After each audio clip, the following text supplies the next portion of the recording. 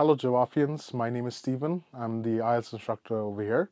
Now, talking about myself, I've got 12 plus years of teaching experience in the English language. I've also taught IELTS as well as PTE. Now, if you have any doubts, you can always come here and visit me and meet me in person to resolve any of your doubts. Now, today the topic that I'm going to cover is about subject-verb agreement. Now, why this subject is because in English language, the more better we get at subject-verb agreement, this helps us score not only in the writing task too, but as well as the speaking exam.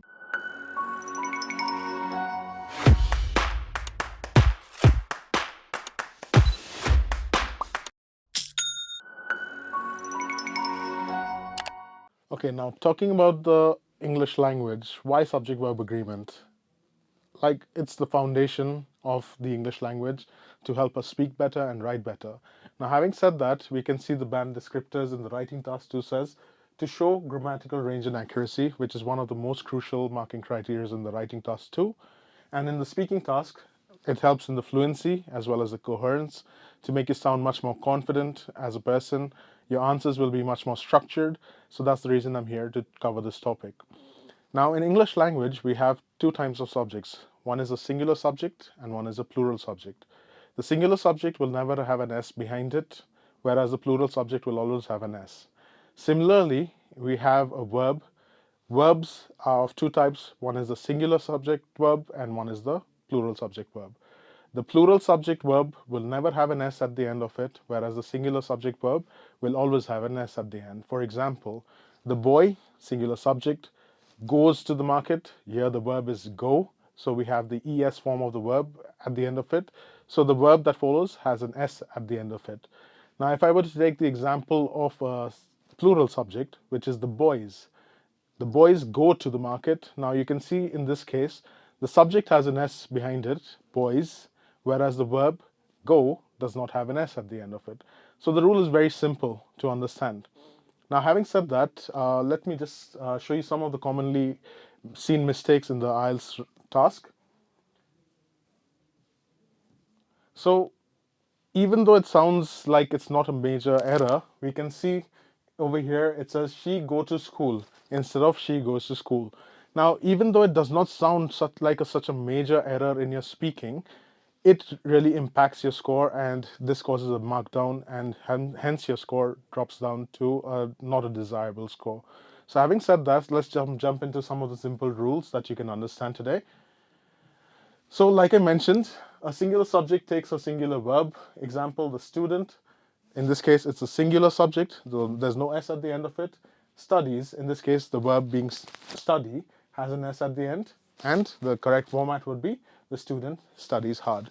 Whereas a plural subject takes a plural verb. For example, in this case, the students. Now you can notice that there's an S at the end of the subject. So it signifies that the subject is more than one and it's a plural form. Now if you notice over here, the verb study does not have an S at the end. So in this case, the rule 2 says if the plural subject has an S at the end, the verb that follows will never have an S. So a very simple concept to understand. It's something that you can initiate into your everyday language. Practice these rules very simply, so it helps you speak much more fluently. Now, if you have any doubts, like I mentioned, I'm always available over here from 7 in the morning till 5:30 in the evening. So feel free to drop by and visit me and meet me in person. Now, jumping into a little more complex structure. Now, these are some commonly seen errors that students make on a daily basis. So it says, in correct form, she don't like coffee. Instead, it says she doesn't like coffee. In this case, you can see that the verb has an S over here. It says doesn't, does not, the verb does. So it has an S at the end, whereas the subject does not have an S at the end. Now over here, the books is on the table. Now you can see the subject over here is books, which is ending with an S.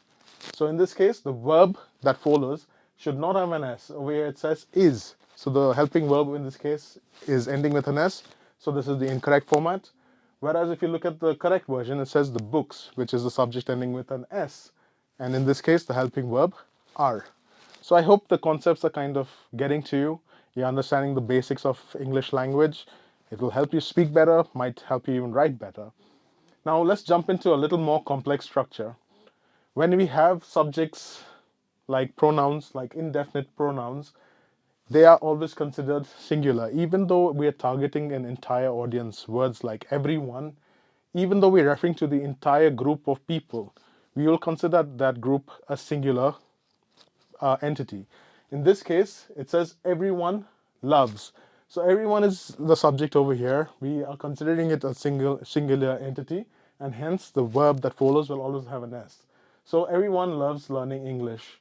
The plural, many have improved with practice. Now over here you can see the subject, it says many. Over here we can see that the case is have improved with practice. Okay. Now talking about collective nouns. Collective nouns are basically a group of people, like team, players, all these kind of thing. So we will always consider them a single entity. In this case, even though the team might have 5 people or 10 people or maybe even 16 people, we will always consider them a singular entity. In this case, the rule number 1 says that with a singular subject, we always use a singular verb, which will always be followed by an S.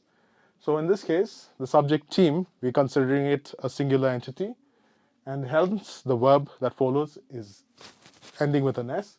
The team is preparing for the match. Conjunctions, which are neither, nor, either, or. First of all, they always occur together. We cannot use either without the help of or. We cannot use neither without the help of nor. We always have to use neither, nor, either, or. So in this case, I've taken the example of neither John nor Sarah enjoys. Even though you can see that the two subjects, there's one subject John and there's one subject Sarah. In this case, even though that they are occurring together, the two subjects, we're still considering them one. So the easiest way to understand this rule is the subject that follows, as in the verb that follows the subject closest to us. So in this case, the verb over here is enjoys, the helping verb, enjoys. And the subject closest to it is of the singular format, which is Sarah. Sarah is a singular subject. So we again go back to rule 1 and we say, with a singular subject, we always use the singular form of the verb, which will always end with an S. So in this case, neither John nor Sarah enjoys running. Now, talking about the other form, which is either or. In this case, I've taken, again, two subjects separated by or in this case. Now, over here, as you can see, it says either the teacher or the students are responsible. Now, why did I use are instead of is? Because you can see that the subject closest to the verb is ending in the plural form, which is s, with an s at the end. So as rule number 2 states, if the subject ends with an s, the verb will never end with an s. So having said that, the plural subject over here is ending with an s, so the verb that follows will never have an s. So that is are.